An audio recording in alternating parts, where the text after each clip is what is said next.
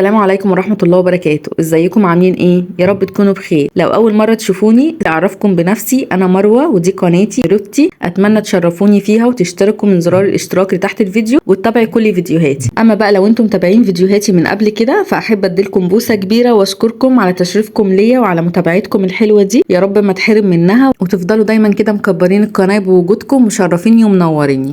النهارده هنشوف مع بعض بقى روتين شتوي اصيل كده. طبعا الدنيا مطرت والجو برد وانتوا وريتكم في غيوم كده والشمس تطلع شويه وتختفي شويه. فانا اول حاجه عملتها في يومي ان انا فتحت البلكونات والشبابيك اهوي الشقه، كانت تقفيل وكده. وريتكم بقى الفيو، بفتح البلكونه اشوف ايه قدامي. زي ما قلت لكم انا في منطقه مش متعمره قوي، لسه كلها اراضي زراعيه، هي مش ارياف بس هي منطقه لسه متعمرتش، لكن هي تبع المدينه عادي مش ارياف.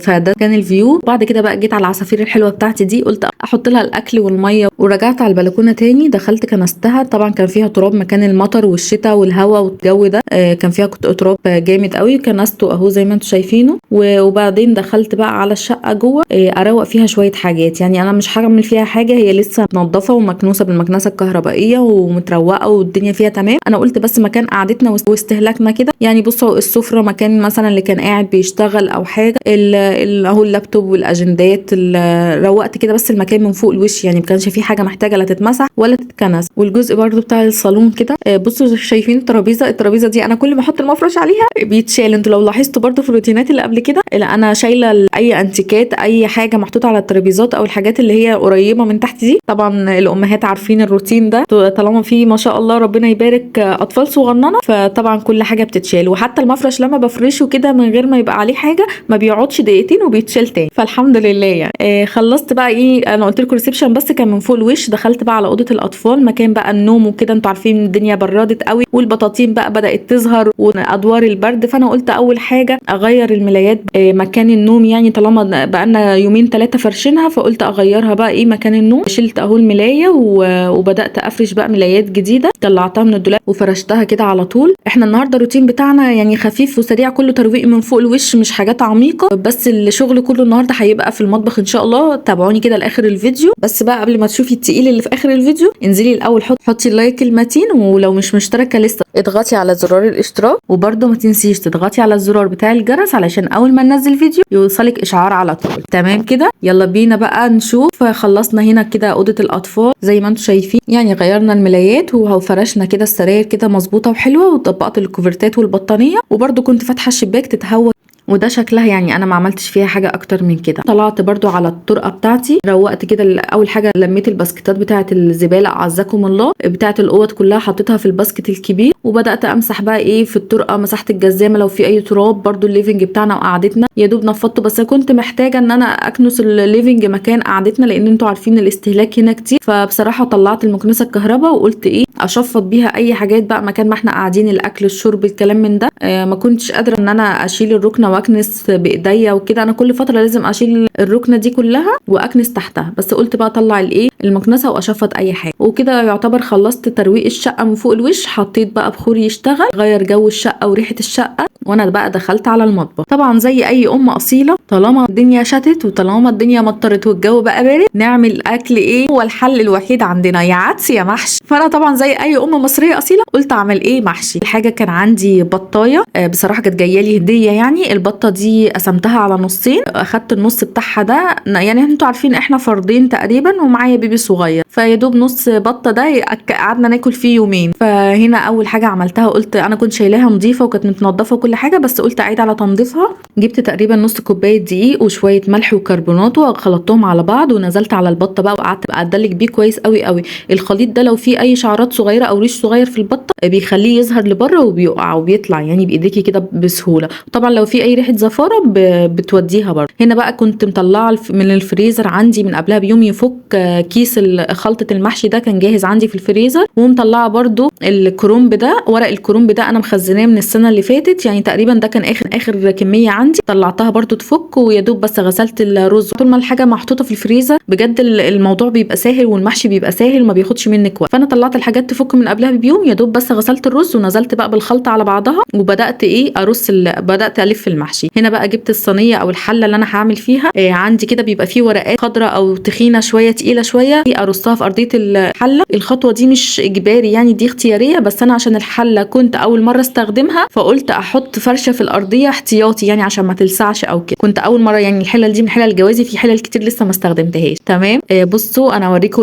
انا بطأت الفيديو عشان تشوفوا كده انا بلف المحشي الكرنب ازاي. يا رب تكون الصوره واضحه والطريقه واضحه. انا بمسك الورقه كده على ايديا بالراحه، يعني بسيب منها حته فاضيه، وببدا احط كده في ربعها الاول شويه رز صغيرين، وبعد كده الف لفه اقفل عليها والف بقى بالراحه. بصوا زي ما انتم شايفين كده، شوفوا معايا. على فكره الكرنب ده انا مفرزاه من السنه اللي فاتت، انا اللي مفرزاه. هبقى اعمل ان شاء الله معاكم الكرنب الجديد السنه دي، وهنفرزوه سوا ان شاء الله في فيديو. بيطلع حلو قوي ولونه مش مغير ولا فيه اي مشاكل. وطبعا مجرد ما بس افكر اعمل محشي بلاقي الحاجه عندي جاهزه، ما باخدش وقت خالص. بصوا يا بنات انا بطأت الفيديو على قد ما اقدر عشان اوضح اللفه بتاعه المحشي يعني ايه. يا رب تكون واضحه للي مش عارف او بيحاول يتعلم. انا برضو ارجع واقول لكم ما كنتش بعرف اعمل الكلام ده كله، بس لما اتجوزت اتعلمت وبدات اعمل، وبقيت بعرف اعمل يعني ايه زي ما انتم شايفين كده. بصوا بالراحه اهو، واحده واحده، اعملي مره واثنين وثلاثه، وجربي مره واثنين وثلاثه، صدقيني هتظبط منك. حاولي كده حطي الفيديو قدامك او اي فيديو انت شايفاه طريقه صح، او اي حد مثلا حواليكي بيساعدك او بيعلمك، اقفي كده معاه واحده واحده، امشي على الخطوات واحده واحده، هتلاقي ايدك جابته مره واثنين وثلاثه، خلاص هتلاقي نفسك بقيتي زي الفل وشاطره واموره تشيلي عزومات لوحدك. انا بقى هنا هلف بقى الحله كلها. بصوا مش بهدر اي حاجه، حتى الصغننين الورق الصغير المقطوع بنستغله. انا طبعا كنت بعمل ببطء، لكن انا الحمد لله بعمل بسرعه يعني وبينجز معايا. كنت بحاول ابطئ ايديا كمان علشان تبقى واضحه قدام الكاميرا. تمام. فاديني اهو كده هلف بقى الحله كلها. انا عملت حله على يومين زي ما قلت لكم كده. البط ده قعدنا ناكل فيه يومين، والمحشي برضو قعدنا ناكل فيه يومين. عملت بقى الحله كلها هوريها لكم دلوقتي. خلي العين بتاكل قبل البق زي ما بيقولوا، فخلي حاجتك تبقى منظمه نظيفه حلوه يعني. بلاش الرص العشوائي مثلا، كل ما رصيتي كده خلي ايدك فيها حاجه جماليه على قد ما تقدري. رصي الحله كده، بلاش رصه. بصوا الرصه يعني رصي كده جنب بعض مش هتخسري حاجه. بصوا الحله لما اتملت بقى شكلها عامل ازاي. بالهنا والشفا بقى اللي هيعمل وياكل. بعد ما رصيت الحله بتاعتي كلها رجعت على البطه تاني، جبت بقى ليمونه قطعتها نصين. معلش بقى التصوير كده جاي في الزاويه غلط، ما كنتش واخده بالي.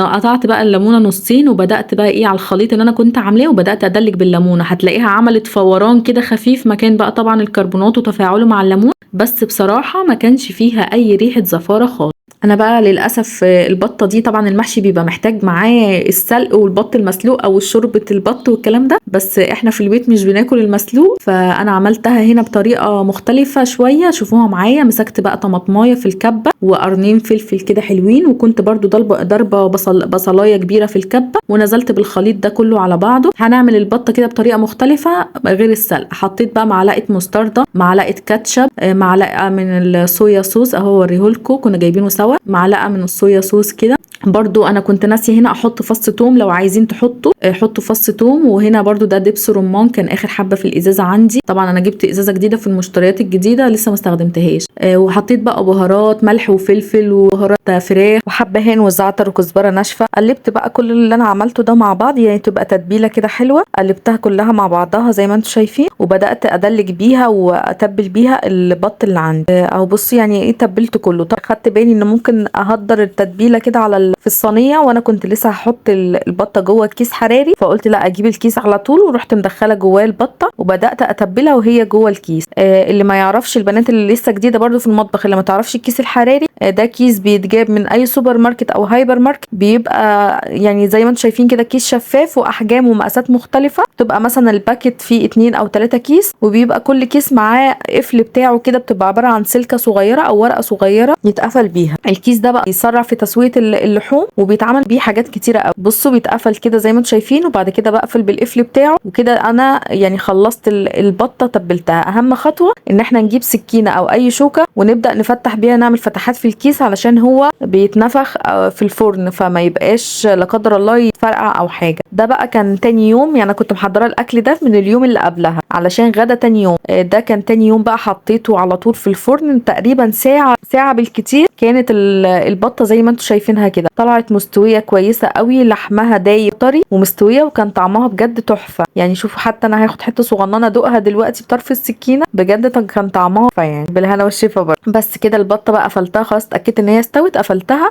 وهنا كنت جيت على المحشي، كان عندي شوربه، انا اي شوربه زياده عندي من اي اكلات بشيلها واحطها في الفريزر، فانا طلعت الشوربه تفك كده وسخنتها غليتها، وجبت هنا مكعبين مرق الدجاج حطيتهم في البوله دي، وصفيت الشوربه اللي عندي ضربتها بقى كويس قوي بحيث ان انا ادوب المرقه الدجاج. عايزه تزودي شويه ملح زودي، دوقي كده وشوفي.